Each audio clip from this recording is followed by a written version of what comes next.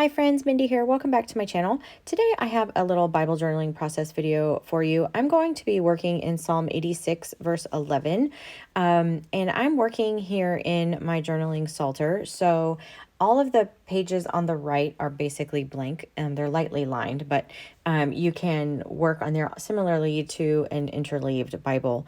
And so I'm going to start off here just adding some background color with frayed burlap and a makeup brush, and just it's going on very splashy. It's fine. I have several layers of things that I'm going to be doing today, and then I wanted to kind of create a brick pathway, and so I'm using this stencil. It's called Herringbone Tile. This is from Creative Worship Stamps, and I'm coming in with a little bit of fired brick, and I'm doing this kind of with some areas looking more intense than others. I want this to look like a worn sort of path, and that's at least that's what's in my brain from this verse. And then I'm also going to pull in aged mahogany, and so I'm just kind of holding this stencil here in place while I'm grabbing the aged mahogany. I just wanted like a deeper red over this as well, and so I'm just going to go back and forth over all of the things that I have.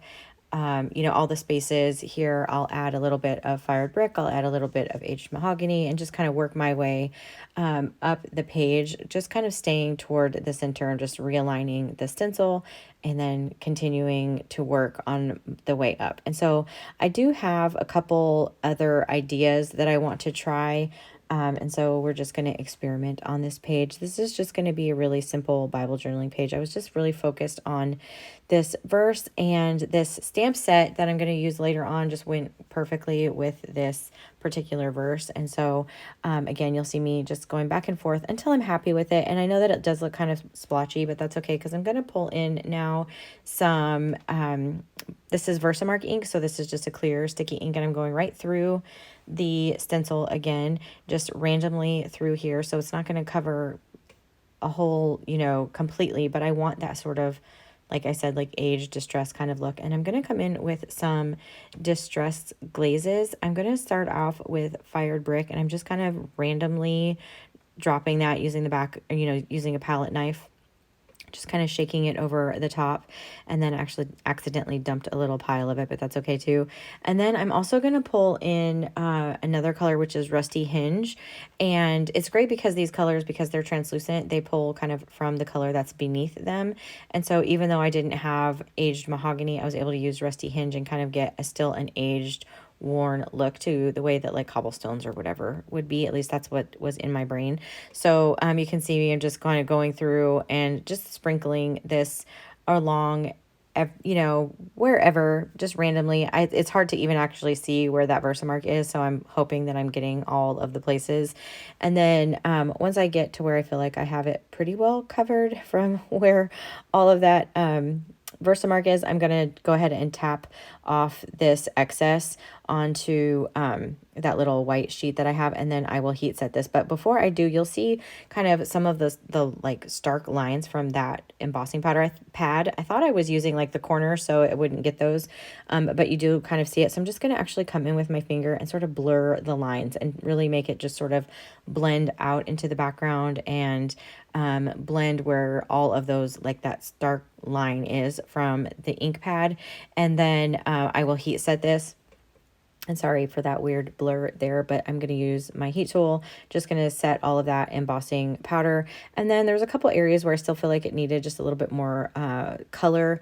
There was just too much of a disparity between the color and the glaze and everything. So I'm going to line my stencil right back up. I'm going to pull out my Versamark ink pad, and I'm going to do the same thing again, just trying this time to be better about staying up on the corner so I'm not getting like a harsh line. And then I'm just going to use that leftover powder that I had saved. I'm going to pour it right onto the page and hit the rest of that those areas where I had added that extra Versamark ink. Again, just the same entire process here. And then even there's a couple little areas where I want it to just be more, soft on the edge. I'm coming in and smearing that with my fingers. And then I wanted to change the color, add just a little bit more depth of color, I guess, to the edges of this. And so I originally I had started with frayed burlap, and then this is actually gathered twigs, and then I came in with ground espresso. So this was kind of trial and error to get the look that I had in my mind, or the color that I had in my mind. So then I went over with ground espresso, and I'm going right over the stenciling. I'm going right across the page with this just to really deepen and darken everything. And then I will come in with a damp paper towel and go over the embossing glaze just to pull that ink up off the embossing glaze so that I'm getting that good, red color. And then I also came in with scorched timber right at the end, just on the edges, on the very edge of the Bible page, just to add a little bit, another layer of depth. And then I have the stamp set, which is called Walk with Jesus. And this was the part of the November release from Creative Worship Stamps. And it has a set of dies with it as well. And so I've already cut out on my die cut machine everything that I want to use. So it has this little fence post sign that I want to use, and then I'm just going to stamp that image on here. And then also there was the word walk, there was a die for that, so I'm going to stamp that as well. And then I also pulled out my Boss Lady dies, and I cut those from some craft cardstock as well. And you can see here, I'm just going to go through and just carefully distress the edges of all of those pieces with some archival ink and ground espresso. And then I'm going to kind of see how I want this to look. Now, I had an idea in my mind, and I had to end up changing a few things as I went along, but I decided that I wanted part of my title to say to walk in your truth, and I thought it would be fun for this little sign to say that. So I used one of the stamps that was in the stamp set for the word truth, and then but I wanted it to say your truth. So I stamped the part that said truth, and then I'm just going to hand letter the word your and try to keep it as similar to that font from the stamp set as I possibly can. It's not perfect, but it's close enough. So I just kind of hand lettered that on my little signpost here. And then I also stamped out the word in, but I also wanted to use the word to, which was not in the stamp set. So I just kind of faked that font as well and just hand lettered that. So I would have the title that would say, teach me to walk in your truth. And because that's what I was taking from verse 11. In the King James Version, it says, teach me thy way, O Lord. I will walk in thy truth. Unite my heart to fear thy name. And so that's kind of where I was going for this page. And then I decided that my little area over here on the right needed some footprints. So I pulled that from the stamp set as well. I love those little footprints. And then I'm still feeling like it needed something else. And so I want something kind of along the bottom to just ground everything. And so I pulled out the vintage Snippets stamp set. This was last month's release. I love this stamp set so much. And I'm just stamping it again on that same kind of craft brown cardstock that I have. And I'm just stamping this whole thing, and I will actually just trim out the section of this that I want, because it's like 4 rulers of different, varying widths and stuff.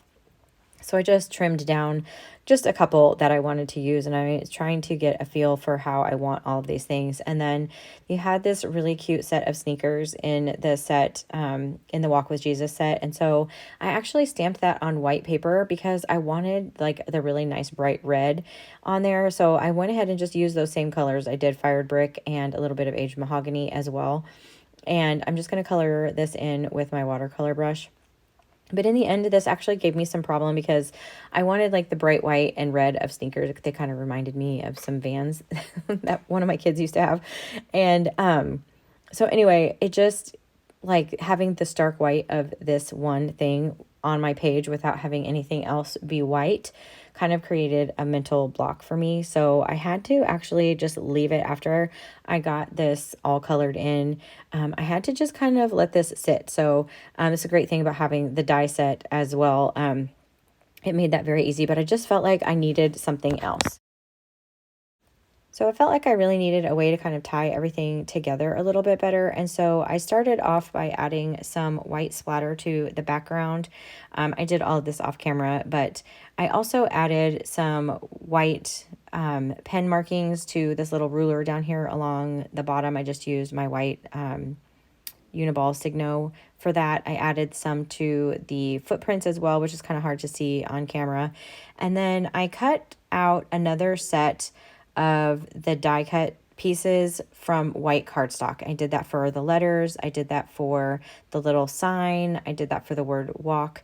And I just created a drop shadow basically. And this I felt like helped kind of brighten everything and pull everything together. I just had like too much just brown and red happening in the background. And then I had these like bright white shoes and it just was not working in my brain. So having some of this white kind of, you know, up throughout the rest of the page really helped, at least in my brain, to make it feel a little bit more cohesive. Sometimes I walk myself into problems that I have to kind of figure my way out of. And this was just a good way to still get all of the title that I wanted and have a little separation, because I'm also using, you know, that brown cardstock for the letters and everything. So it just kind of melted too much into the background color. And so after I got everything glued down, I went in with some more fired brick and my water brush, and then I just highlighted the verse. Again, it was in Psalm 86:11, and I just highlighted that, and then that is pretty much it. I will trim off a little bit of excess over here on the right. So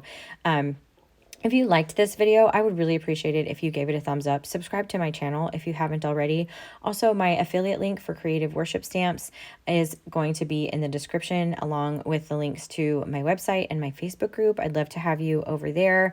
And if you have any questions, feel free to drop those as well. And until next time, bye.